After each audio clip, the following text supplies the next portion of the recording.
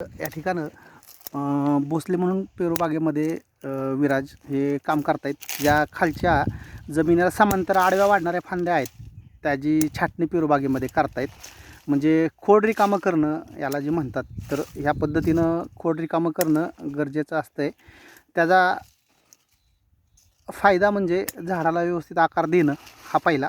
दुसरी गोष्ट, खालची गर्दी किंवा पेन्सिलपेक्षा कमी जाडीच्या फांद्या मारल्यानंतरनं झाडाला व्यवस्थित आकार मिळतो.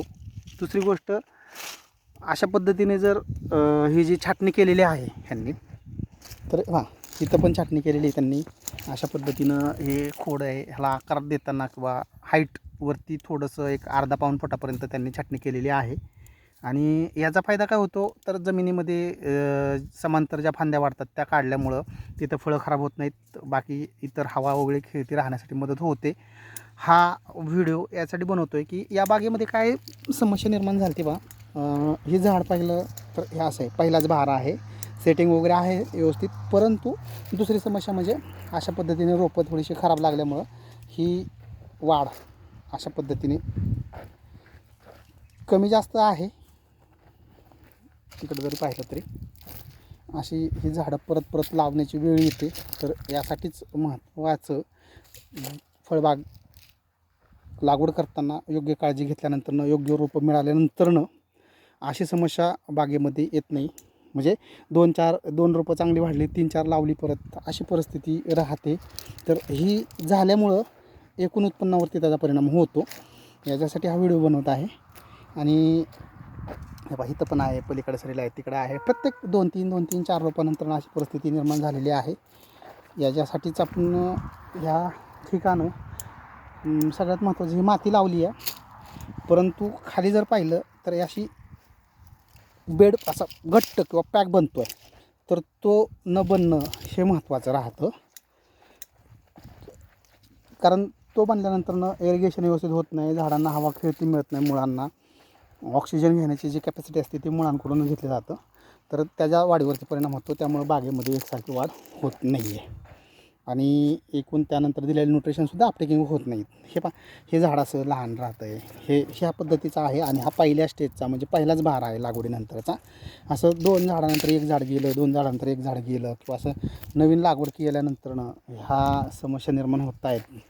तर यासाठीच प्रॉपर नियोजन हे फळबागेमध्ये असणं गरजेचं आहे. इतर कामं व्यवस्थित असतात, परंतु सगळ्यात महत्त्वाचं रोपं जगण्याचं 100% प्रमाण चांगलं असावं. 1-2% रोपं तुमची बागेमध्ये गेली तरी त्याचा काही एवढा फरक जाणवत नाही. पण जर तुमचे 10-15% रोपं जर मरत असतील, तर निश्चित प्रकारे आपलं फळबागेचं किंवा शेतीचं नियोजन करताना कुठंतरी थोड्याशा चुका होत आहेत. आणि त्याच्यावरतीच प्रॉपर काम होणं हे शेतीमध्ये अत्यंत महत्त्वाचं आहे, किंवा फळबागेमध्ये. तर ही जी बाग आहे ही पानसरेवाडी येथील आहे. तर अशा पद्धतीनं ही बाग डेव्हलप होते. परंतु ह्यातल्या ज्या समस्या आहेत ह्यावरती प्रॉपरली सगळ्यात महत्त्वाचं काम जोपर्यंत होत नाही तोपर्यंत तुम्हाला अशा पद्धतीने नवीन रोपं लावणं, परत त्यावरती तोच खर्च करणं हा एकंदरीत उत्पन्नावरती परिणाम करणारा आणि शेतीमध्ये पीक उत्पादन खर्च वाढवणारा घटक ठरतो. म्हणून शेतीचं नियोजन करताना योग्य काळजी, योग्य पिकांची निगा, कीड रोग व्यवस्थापन, पाणी व्यवस्थापन आणि खत व्यवस्थापन या सर्व बाबींचा एकत्रित विचार करून नियोजन करणं गरजेचं आहे. इकडं पण पहा, तिकडे 2 झाडं लावली, इथं 1 लावलेलं आहे, इथं परत 3-4 लावलेली आहेत. म्हणजे अशा पद्धतीचं हे प्लॅन्टेशन रोपं मरत आहेत आणि परत लावतो आहेत आपण. त्याचा परिणाम आपल्याला हे उत्पन्न आता ह्या बहाराबरोबर येणार नाही आहे. म्हणजे आपण या ठिकाणं 1 वर्ष या ठिकाणं रिवर्स झालो.